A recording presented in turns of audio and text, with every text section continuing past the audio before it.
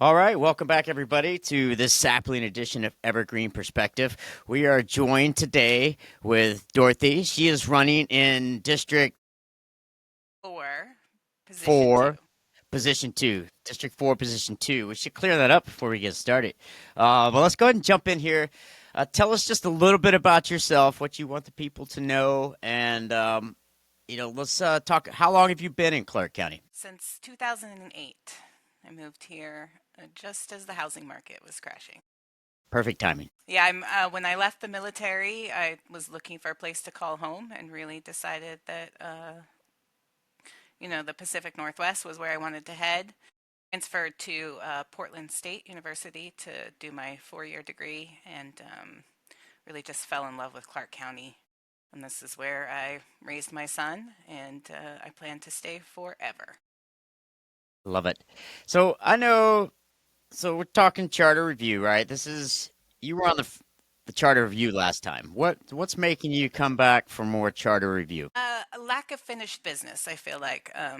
I worked really hard on the ethics policy that went into the charter, but the implementation has been not ideal. The county council kind of really just referred to existing state law for their code of ethics, but the intention was for a much broader code of ethics that was really specific to county government. And so I want to add some language in there that really kind of helps the county council, know what needs to go into the code of ethics and what the intention of the code of ethics should be. And then also with the ethics commission, the ethics review commission, I really want to kind of really solidify what their role is to help them and to really make sure that people know that like these ethics complaints and stuff, it shouldn't be like a punishment type thing. That really the role of the Ethics Review Commission should be in helping guide the counselors towards making sure that they're not having any conflicts of interest. All right, so this sounds like it's kind of your main driving force for coming out to the charter. Tell me how, as just a citizen of Clark County, I should care about this ethics piece in there. How does that affect me?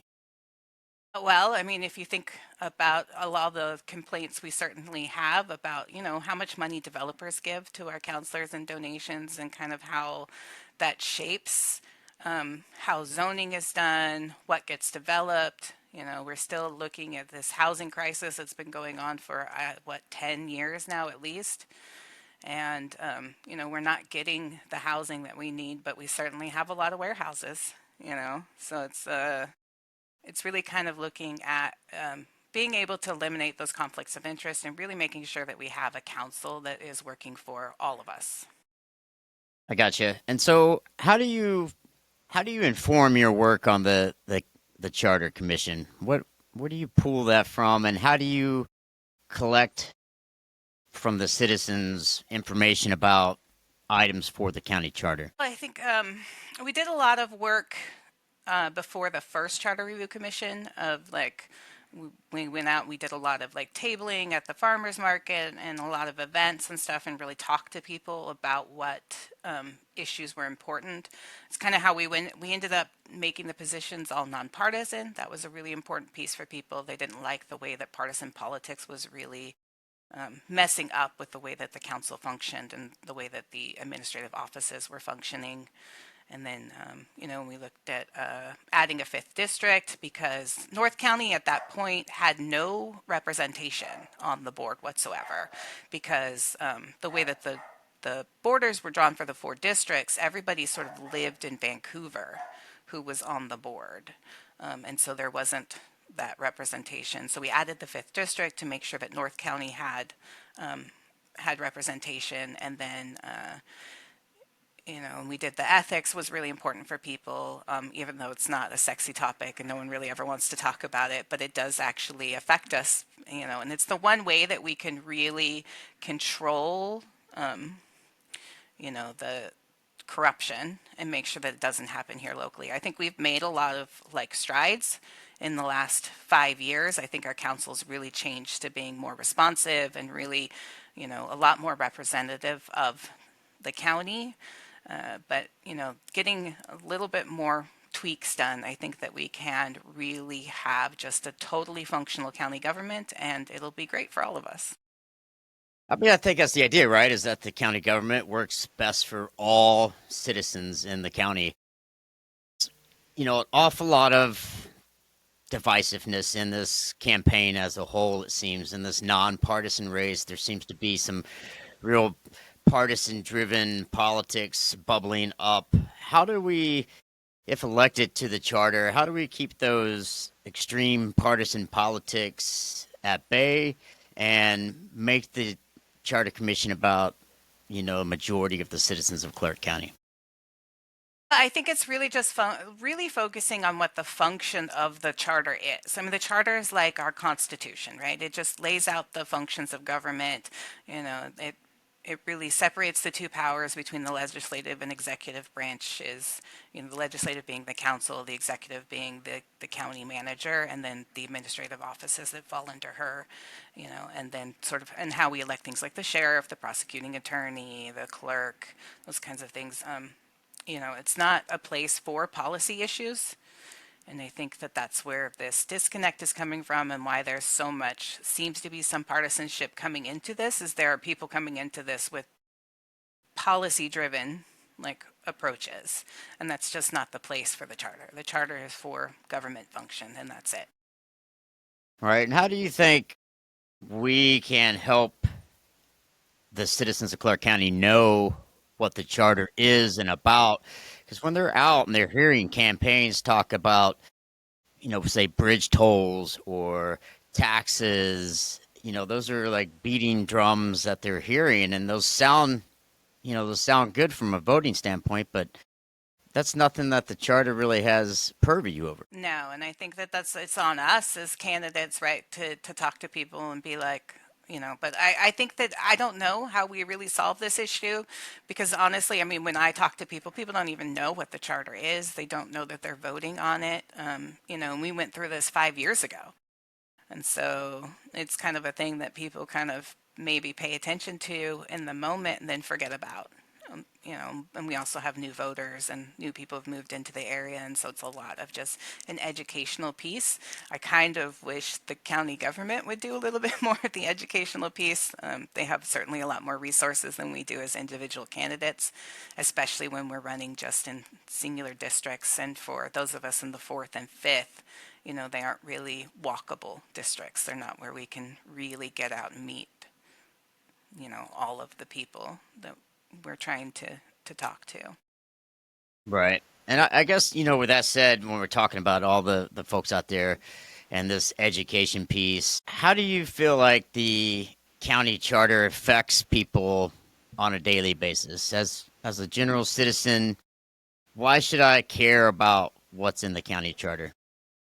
I think that we don't recognize how much it really affects us, but local government is everything. They're the ones who make the rules and the like taxes and everything that's kind of like at this local level, like they're making the decisions that affect us the most. We're less affected by federal government and state government than we are by our local government. And we have so much unincorporated county, like where people live, that the county government is as close to a city council as we have for a lot of us. And so, like this, it being functional is incredibly important. And that's what the charter really does. We didn't really have a great county government before we voted on the Home Rule Charter in 2014. And then its development kind of started to shift things. But with after this last charter review, we really got like to a point where it really starts to feel functional and responsive. And I think that that's, it's important to hold on to that more than anything else. It does feel like there are some people running who want to use the charter for things that it's not intended to do, and it will, kind of break the charter. Putting policy in there and legislative issues, then, we can open the county up to lawsuits. And then, that kind of really will affect us too as taxpayers, because who covers those bills? It's us. We're the ones who are paying out the lawsuits.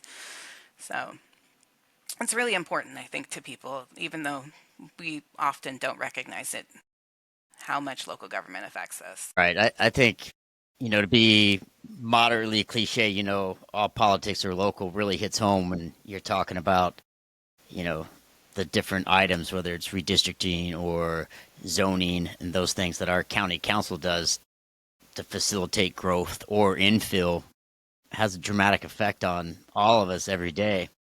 And I think that gets lost a little bit in translation somewhere along the way.